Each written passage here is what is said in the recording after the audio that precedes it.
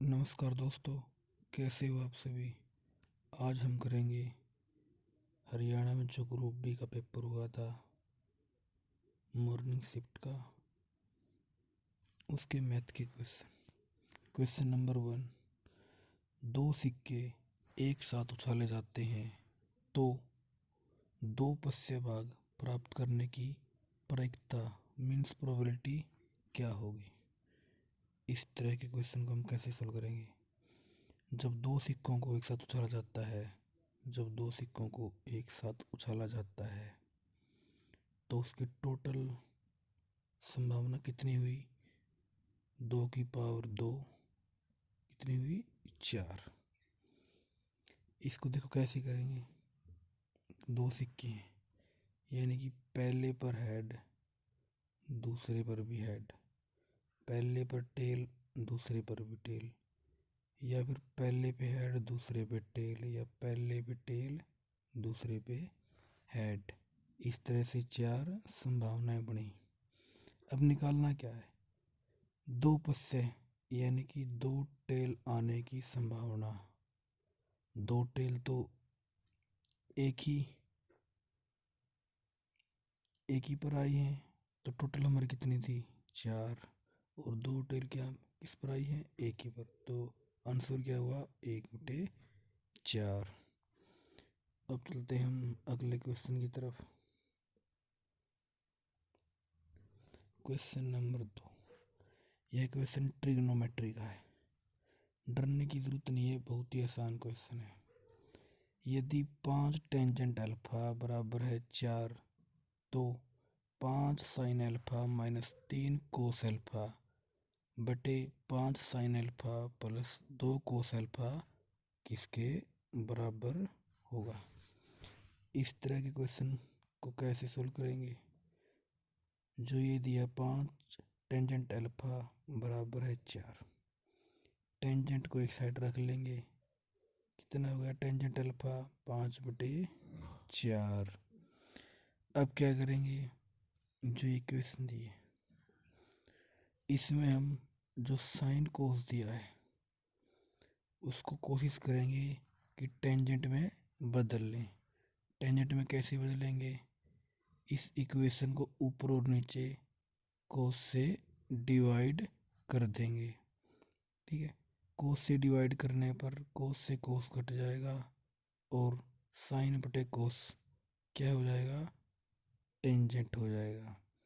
ये हो गया 5 टेंजेंट अल्फा माइनस 3 बटे 5 टेंजेंट अल्फा प्लस 2। अब पुट कर देंगे टेंजेंट अल्फा 4/5, पुट करने पर हमारे पास सोल्व करके आंसर कितना आया 1/6। अब क्वेश्चन नंबर 3 की तरफ चलते हैं। एक संख्या में 2 अंक हैं जिनका योग 4 है। यदि संख्या में 18 जोड़ दिया जाता है तो अंकों का स्थान आपस में बदल जाता है, वह संख्या क्या है। ठीक, अब इस तरह के क्वेश्चन को हम कैसे सोल्व करेंगे। इस तरह के क्वेश्चन को हम ऑप्शन से उठा लेंगे। इसमें सीधा ही दिखता है कि एक ही ऑप्शन ऐसा है जिसमें हम 18 जोड़ेंगे तो उसके अंकों का स्थान क्या होगा, बदल जाएगा। जब 13 में 18 जोड़ते हैं तो 31 हो जाता है, तो अंकों का स्थान बदल गया। हम चलते हैं अगले क्वेश्चन की तरफ। Question number 4। यदि बहुपदीय पी एक्स बराबर है 2x² plus 3x minus 3a का एक शून्य -3 है तो a का मान क्या होगा। इस तरह के क्वेश्चन में क्या करेंगे, जो एक शून्य क्या दिया है -3, तो क्या करेंगे x का मान क्या रख देंगे -3 रख देंगे। इस इक्वेशन में x का मान -3 रखने पर और बराबर 0 रखने पर जो सोल्व हुआ, सोल्व होने के बाद a का मान क्या हुआ 3 आया। ठीक है, अब चलते हैं हम नेक्स्ट क्वेश्चन की तरफ। अब हम चलते हैं क्वेश्चन नंबर 5 की तरफ। क्वेश्चन नंबर 5 क्या है? √2x प्लस √5y बराबर 0 और √6x प्लस √15y बराबर 0 समीकरणों की प्रणाली का हल क्या है? अगर इस तरह का क्वेश्चन दिया है तो हम क्या करेंगे? इस तरह के क्वेश्चन में अगर ये इक्वेशन और ये इक्वेशन यानी कि a1x plus b1y plus c1 बराबर 0, a2x plus b2y plus c2 बराबर 0 के हल अनंत होंगे। कब होंगे अनंत? यदि a1 बटे a2 बराबर b1 बटे b2 बराबर c1 बटे c2 अगर तीनों सेम आ जाए यानी कि किसी कांस्टेंट के बराबर आ जाए तो ये इक्वेशन के अनंत हल हों। अब देखते हैं इस इक्वेशन को, इक्वेशन नंबर 1 और इक्वेशन नंबर 2 को जब हमें सोल्व किया a1 बटे a2 बराबर b1 बटे b2 रखा तो रखने पर क्या आया? √2 बटे √6 बराबर है √5 बटे √15। जब सोल्व करने के बाद दोनों इक्वेशन का मान क्या आया? 1 बटे √3। अगर दोनों इक्वेशनों का मान सेम है तो क्या हुआ आंसर? इसके कितने हल हैं? अनंत हल हैं। ठीक है दोस्तों, अब चलते हैं क्वेश्चन नंबर 6 की तरफ। एक चिड़ियाघर में कुछ शेर और तोते हैं। अनुरक्षक ने 15 सिर और 50 टांगें गिनी। शेरों की संख्या है। इसमें कितना है? सिर कितने हैं? 15 और टांगें कितनी हैं? 50। इस तरह के क्वेश्चन को हम ऑप्शन से सोल्व करेंगे। ऑप्शन से मान लिया हमने शेरों की संख्या कितनी है? 10।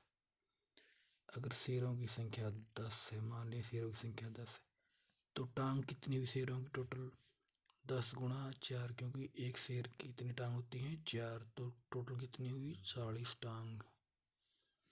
अब बच्चे कितने? 5। 5 तोते और एक तोते की कितनी टांग होती हैं? 2, तो टोटल टांग कितनी होगी? 50। और सिर कितने हो गए? 10 और 5 15, तो हमारा आंसर क्या है? बी 10। अब चलते हैं अगले क्वेश्चन की तरफ। Question number 7। यदि x² माइनस x माइनस 42 को x प्लस 6 से विभाजित किया जाता है तो शेषफल क्या होगा? इस तरह का अगर पूछ ले क्वेश्चन तो सबसे पहले हम इस इक्वेशन को सोल्व करेंगे। इस इक्वेशन को सोल्व करने के बाद सोल्व किया हमने इसके, ठीक है। सोल्व करने के बाद इसका मान कितना आया? x प्लस 6 और x माइनस 7। और x प्लस 6 किससे मिलता है? जिससे हमने भाग करना है। अगर इस तरह के क्वेश्चन में कोई भी एक इन दोनों में से कोई भी एक चीज़ जिससे भाग देते हैं उससे मिल जाए तो शेषफल कितना होगा? 0 होगा।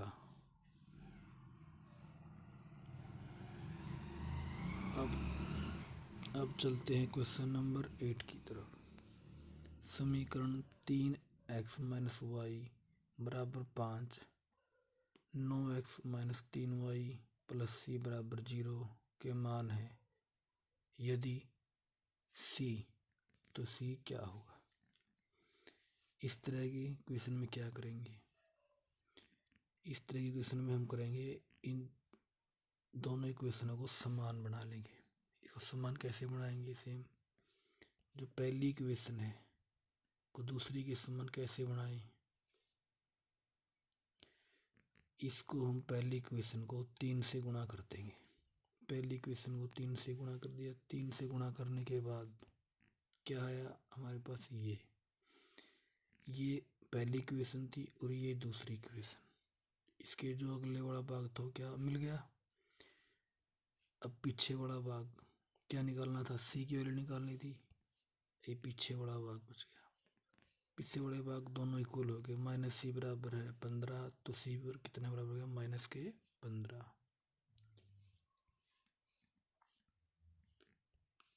अब चलते हैं अगले क्वेश्चन की तरफ। Question number 9। एक्स दूरी पर एक बिंदु, एक्स दूरी पर वह बिंदु जो बिंदु 7, 6 और -3, 4 के समान दूरी पर है। एक्स दूरी पर वह बिंदु जो 7, 6 और -3, 4 से समान दूरी पर है। वह बिंदु जो ये दो बिंदु दिए हुए हैं अलग अलग, इनसे समान दूरी पर है। तो इस तरह के क्वेश्चन कैसे करेंगे। मान लिया हमने वो दो बिंदु कौन से हैं, एक्स और वाई, इसमें समान दूरी पर हैं, तो इस फॉर्मूले का यूज़ करेंगे। क्या करेंगे, सबसे पहले x -7 का स्क्वायर प्लस y -6 का स्क्वायर का रूट, ठीक है ये, और इक्वल किसके है, इसके x -3 का स्क्वायर प्लस y -4 का स्क्वायर का रूट, ठीक है। अब इनको दोनों को सोल्व कर लेंगे, ठीक है, इसको सोल्व कर लेंगे। सोल्व करने के बाद हमारे पास क्या आया, इक्वेशन, ये इक्वेशन आई, ठीक है, ये इक्वेशन आई। अब अभी तक उत्तर नहीं निकला है, क्या करेंगे, ये इक्वेशन आई हमारे पास, ये इक्वेशन एक्स और वाई की क्या वैल्यू रखें जिसमें उसका मान 15 आ जाए। तो यहाँ से देखेंगे हम एक्स की वैल्यू कितनी रखेंगे 3 और वाई कितना रखेंगे 0, तभी 15 आएगा। तो हमारे पास आंसर क्या आ गया, एक्स और वाई की वैल्यू कितनी आ गई 3 और 0, हमारा क्या है आंसर। अब चलते हैं हम अगले क्वेश्चन की तरफ। Question number 10। पिता की आयु पुत्र की आयु से 5 गुनी है। 3 वर्ष पूर्व पिता की आयु पुत्र की आयु से 8 गुनी थी, तो पिता की वर्तमान आयु क्या है। देखो सबसे पहली बात क्या बोली इसने, पिता की आयु पुत्र की आयु की 5 गुनी है। हमने मान लिया पुत्र की आयु x वर्ष, पिता की 5 गुनी तो कितनी हो गई 5x। अब 3 वर्ष पूर्व यानी कि 3 वर्ष पहले, तो क्या करेंगे, दोनों इक्वेशनों में से 3 घटा देंगे, ठीक है, 5 - x और x - 3। पुत्र की 8 गुनी है, ठीक है, तो क्या करेंगे, पिता की आयु 8 गुनी है तो पुत्र की आयु से गुणा कर देंगे तभी इक्वल होगी। अब इसको इक्वल रख देंगे, इसको सोल्व कर लेंगे। इसको सोल्व करने के बाद x की वैल्यू कितनी है हमारे पास 7। अब निकालना क्या है, पिता की आयु, पिता की आयु कितनी थी 5x, तो यहाँ पुट कर देंगे 5 गुणा 7, कितना आया 35, ठीक है, आंसर कितना आया 35। नेक्स्ट क्वेश्चन की तरफ चलते हैं। 5 सेंटीमीटर भुजा वाले 4 घन आसन एक साथ जोड़े गए, परिणामी ठोस का पृष्ठीय क्षेत्रफल। इसने बोला है कि 5 सेंटीमीटर भुजा वाले 4 घन को एक साथ जोड़ दिया, तो जो ठोस तैयार हुआ है बनकर, उसका पृष्ठीय क्षेत्रफल क्या होगा। देखो जब 4 घनों को जोड़ेंगे तो उसमें क्या होगा, सिर्फ लंबाई चेंज होगा, ना उसकी चौड़ाई और ना उसकी ऊंचाई बदलेगी। अब 5 सेंटीमीटर के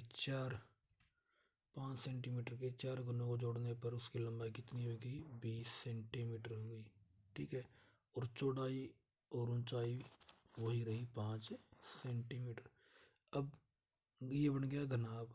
घनाभ का पृष्ठीय क्षेत्रफल क्या होता है, 2 लंबाई गुणा चौड़ाई प्लस चौड़ाई गुणा ऊंचाई प्लस ऊंचाई गुणा लंबाई, ठीक है, इसको बोलते हैं 2LB plus BH plus HL।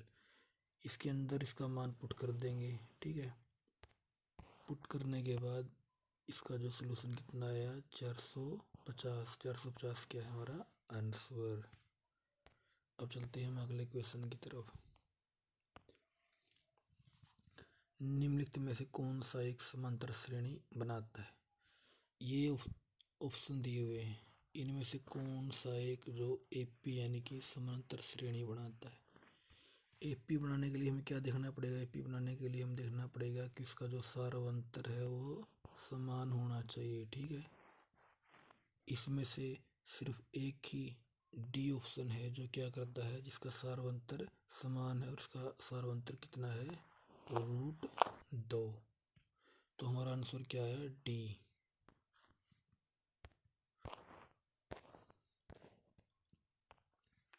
अब हम चलते हैं अगले क्वेश्चन की तरफ। अगला क्वेश्चन है क्वेश्चन नंबर 13। यदि एक अर्धवर्ताकार खेत का क्षेत्रफल इतना है 30,800 वर्ग मीटर है, तो खेत का परिमाप क्या होगा? देखो इसका सलूशन कैसे होता है।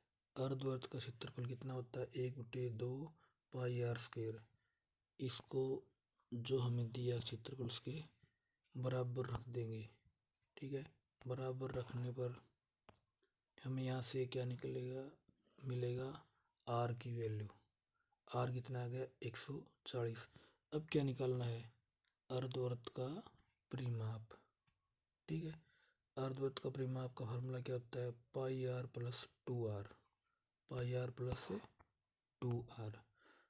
अब जो हमारे पास है वो इक्वेशन में रख देंगे और सोल्व कर लेंगे।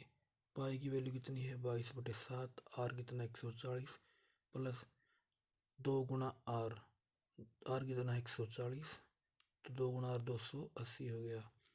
और 440 प्लस 280 कितना हो गया, 720।